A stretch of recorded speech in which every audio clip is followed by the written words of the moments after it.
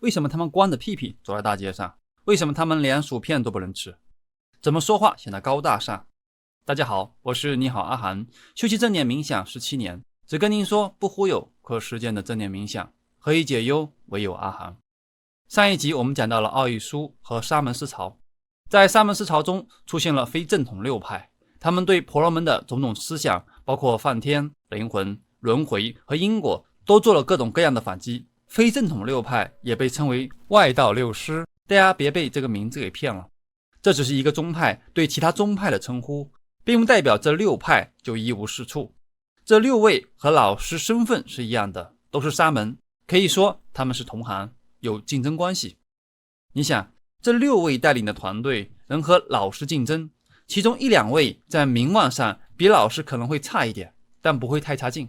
如果羽毛球能跟铃铛抗衡几局的，可能一无是处吗？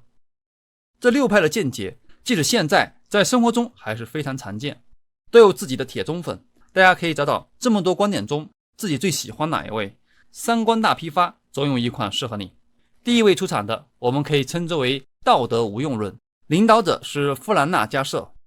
他认为杀人偷盗并没有罪恶，帮助别人也不是什么道德高尚，也没有结果，道德行为和产生的苦乐结果没有直接关系，根本就没有因果这事儿，那就是忽悠老百姓的。为什么呢？他还证明了一番，比如杀了一个人，只是那把刀刺到了对方的身体里，那只是一把刀，一团肉而已，哪里有善恶，哪里有因果呢？他的观点到现在还有很多人支持，所谓杀人放火金腰带，铺路修桥无尸骸，好人没好报，这都是类似的观点。因为坚持道德无用，也不用讲什么礼义廉耻，所以他们建议裸体酷刑。如果你看到印度大街上有裸体的人走来走去，不要惊讶，他是有信仰的。其他的不说，如果社会流行这样的观点，大概率会是个丛林社会，因为不管白天还是晚上，不管是谁，无缘无故就想置你于死地，都可能捅你一刀，这就是道德无用论。第二位，命运注定论，学术上叫正命论，领导者叫居舍离。他们认为命运是注定的，你还做那些干啥？别做啦，顺其自然，这才是最自然的。该是你的就是你的，不是你的，你努力去求也枉然。是不是也是很熟悉的论调？他们否认有自由意志，还认为时机到了，你自然就解脱了，你好好把当下的事情做好就行了。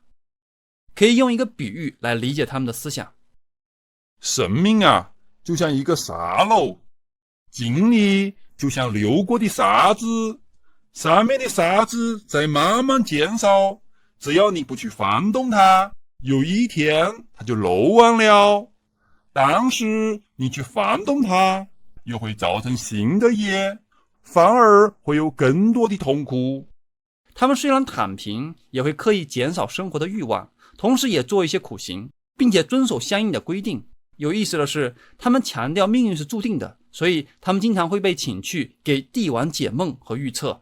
他们还造出一套印度版的周公解梦系统，所以这一派的信徒人数在6派中能排第2，群众基础非常好。躺平思想现在在国内的粉丝也很多，这是命运注定论。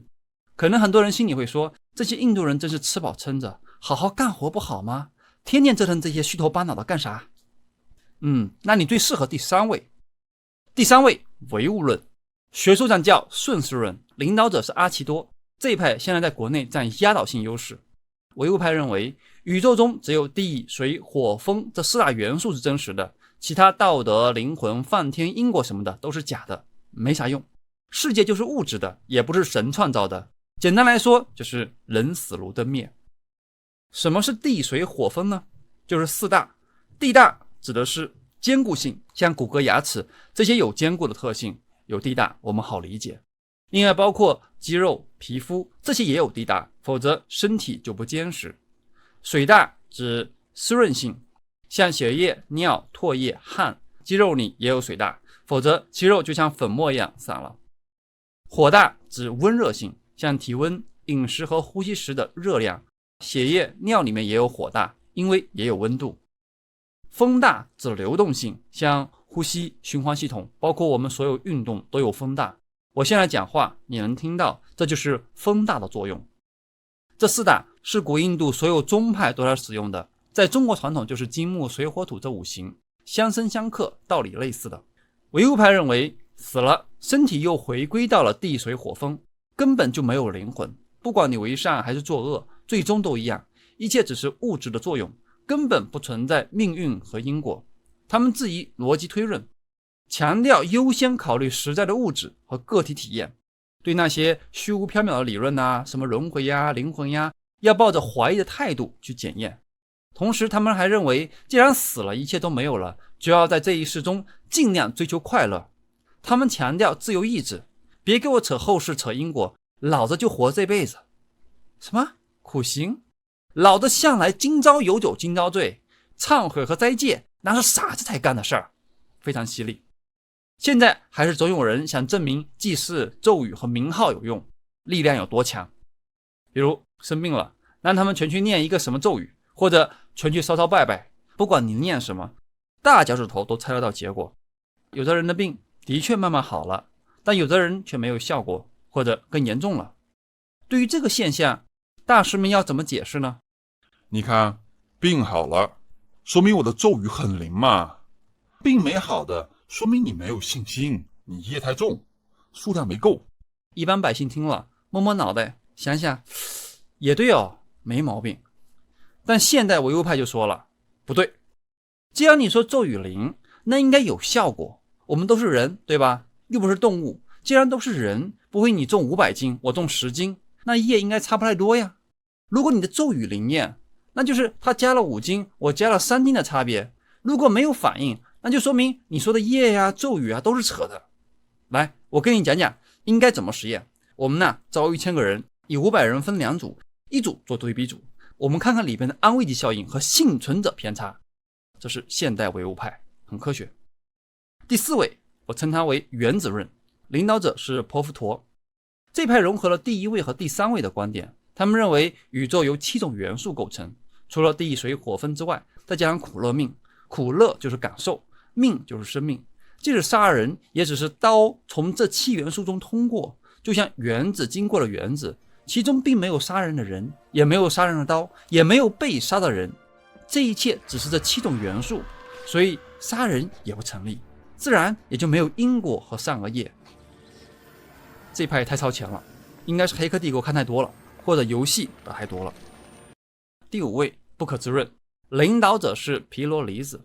这位大师来头也不小，他曾经是智慧第一的舍利子和神通第一的目犍连的师傅。这2位上首弟子是后来才转投到老师门下。他的主张是不可知论。什么是不可知论呢？有人来问他，大师，人有没有来世？大师这么回答，你问我有没有来世，如果有，我会告诉你有，但现在我不这样说，并且我也不认为有来世，也不认为没有来世。另外，我也不去想来世是没有的，也不去否定它，并且我也不会说没有来世，也不会说没有来世。他就像泥鳅一样，反正你抓不着我。听君一席话，全都是废话。他这一套也流传到后代。比如你问大师，金钱能带来快乐吗？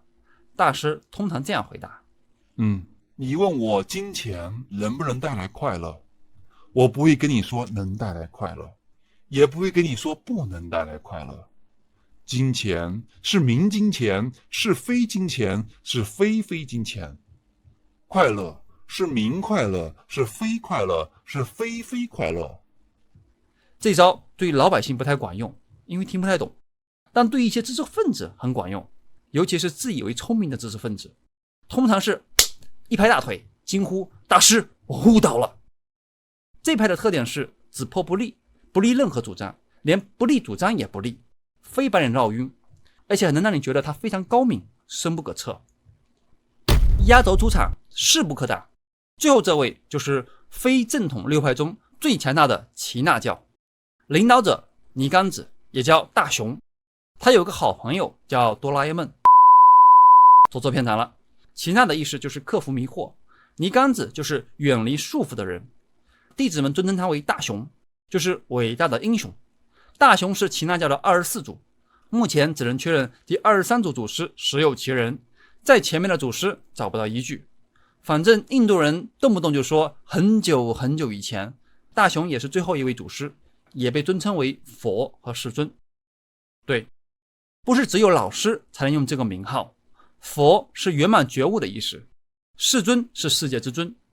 众所周知，自古印度特产圣者，耆那教不仅有佛，也有阿罗汉，寺院里都有大雄宝殿，大雄就是借用了这位的尊称，也有人尊称老师为大雄。商标费记得交一下，别下次一定了啊。根据耆那教的说法，大雄诞生于公元前599年，大约比老师年长30岁。大雄同学出生于皇室，是刹帝利。大约30岁的时候，他的父母因绝食离世。他的父母也是耆那教的，耆那教最高成就和荣誉就是绝食而亡，你没修到那个程度，还没有资格绝食。后来他放弃了世俗财产出家，走的是苦行路线，经常饿了肚子，后来连衣服也舍弃了，所以后半生坚持光着屁屁，也要求他的弟子们一起原生态。苦修了12年半后，在一棵梭罗树下证得圆满，据说无所不知。之后他又讲法30年，然后去世。有人说这经历跟老师有点像，其实还是有明显的不同。虽然都是出生于小部落皇室，都是刹帝利，但他比老师早出生30年。出家原因不同，老师是6年苦行，后来认为苦行不是道，于是放弃了。老师讲法45年，他们所讲的内容有一部分也类似，大部分有明显差异。耆那教主要讲什么呢？讲七谛，谛就是真理的意思，把解脱的流程都说清楚了。一、命我。世界上所有的东西都是由命我和非命我组成的。命我就是指有灵魂的物质，不仅人类，还有动植物，还有一些物质元素，地水火风都有灵魂。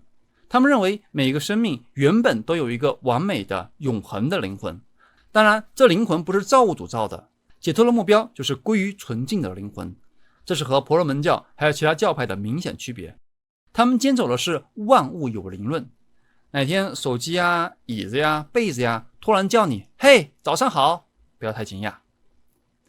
二、非命我。非命我没有灵魂，就像虚空、时间、极微的原子。三、漏入。本来完美的灵魂产生了执着后，就产生了身与意业，就有了业流入灵魂，这就是漏入，轮回就开始了。四、系缚。业漏入灵魂之后，就会产生更多执着，种种情绪，灵魂受到了业的染污，就产生了系缚，就像衣服沾上了油之后和灰尘裹在一起。五、治愈。这个时候怎么办呢？要解脱，就要对业发起制止和防御，以正面的对抗负面的。方法就是持五种戒，修三宝，行苦行。五种戒很多人都听说过，不杀生、不妄语、不偷盗、不奸淫、不蓄私财。其中第一和最后一个跟老师不太一样，其他几项好理解。这里解释一下第一和第五。不杀生也叫非暴力，圣雄甘地的非暴力就取自于这里。耆那教是所有宗派中规矩最多的，他们都是严格的素食主义者，肉、鱼、鸡蛋肯定吃不了，这毫无疑问。问题是，如果你喜欢吃薯片、土豆、烤地瓜，抱歉，这也不行，因为这把植物连根拔了，他们认为太残忍了。不打苍蝇、蚊子和小强，这是最基本的。晚上不出门，不在黑暗的地方吃东西，在外面走路前面要雇人扫地，以免无意踩死虫子。嘴上要罩上纱布，防止虫子飞进去。另外，不务农、不参军，所以他们的信徒基本从事商业和法律，也比较富有。这五条戒对于在家的人可以选择性的接受，对于出家的必须全部接受。只是这样吗？他们甚至不引火，也不灭火。为啥呢？引火可能会让附近看不见的生灵受伤，那灭火呢，则会让火大受伤。别忘了，他们认为火也有灵魂。同样，他们也尊重空气、土地和水，不游泳，也不在空气中挥舞手臂。这就是耆那教的不杀生。不蓄私财也叫不执着，他们认为应该消除占有欲，只能拿取生活需求最基本的物质，其他的应该都捐了。重点是强调灵魂要没有依恋和放纵。生活都可以随时放弃，何况家庭、财产和感情呢？既然不许私财，衣服也就不能要了。所以在大熊时代，大家一起光屁屁。大洋同学去世以后，他们也分裂成两派，一派叫白衣派，穿着白衣；另外一派叫天衣派，就是以天为衣，坚持传统，继续光屁屁。不过现在也改进了，光屁屁都是荣誉了，级别不够还不让你光，这就是五种戒。三宝：正治指正确的理解教义，正信指有确信无疑的信心，正行指真正去实行这些戒和苦行，放弃人生的享乐。他们修三宝非常严格，苦行、进食和冥想这是基本的，大家习以为常了。其他还有拔头发，那是一根根生薅下来，拔光为止。以困难的姿势冥想，像单脚立着或者只站不坐，长时间举着手，像牛和狗一样生活，拿自己喂蚊子，对身体的各种折磨。年老的时候，他们以放弃食物、水和药物，因此而死为荣耀。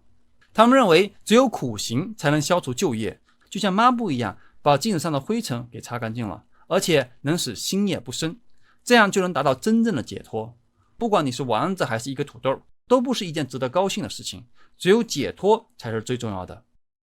大家别觉得奇怪，这些行为现在国内某些地区还有无谓的苦行，无谓的自我折磨，认为这样能消业，也是老师反对的。六、寂静，就是将业与灵魂分离。七、解脱，从轮回中解脱出来，不再重生了，这就是他们解脱的流程。另外，耆那教旗帜鲜明，反对婆罗门教，他们否定吠陀，不相信梵天造世，反对婆罗门至上，种姓制度，反对祭祀，认为那纯粹是浪费人力、物力和财力，还残害生命，实在是罪恶行为。大雄提出的种姓平等观点在当时被很多底层的人接受，所以那时候印度有大量的人开始信奉耆那教。根据他们的经典记载，当时大雄入灭的时候，耆那教有50多万人。另外，他们崇尚理智，盲人摸象的典故就是出自于耆那教。他们认为事物是多角度多面的，每个人都存在盲点，你不要那么武断，所以他们经常成功的也非常多。我们现在看他们的有些行为很极端不理智，但还是要站在大雄所在的历史背景，相对婆罗门教，他们的确有很多高明的地方。虽然大雄反对崇拜神，在他去世之后却被推上了神坛，被神化，这一点也和老师类似。人类真的很喜欢造神，好像没有了神，没有天堂，没有极乐，生命就没有意义，只能通过这样的方式来麻醉自己。耆那教后来也衰败了，现在有教徒450万，占印度人口4%左右。这些沙门派别的很多观点都是冲着婆罗门的轮回、种姓、祭祀和创世说去的。他们在针对婆罗门的同时，也彼此互殴，有嘴上的，也有身体上的，类似于春秋战国时期的百家争鸣。那婆罗门自然也不是吃干饭的，重点是，如果你们这样说，不是断了我们的活路吗？这事我们必须反击。婆罗门会如何反击呢？欲知后事，请听下回分解。欢迎大家关注公众号你好阿涵，只跟您讲不忽悠可实验的正念冥想，何以解忧，唯有阿涵。欢迎点赞、转发、关注、充电，把视频传播给更多人，会让您平安吉祥，一切顺利。谢谢。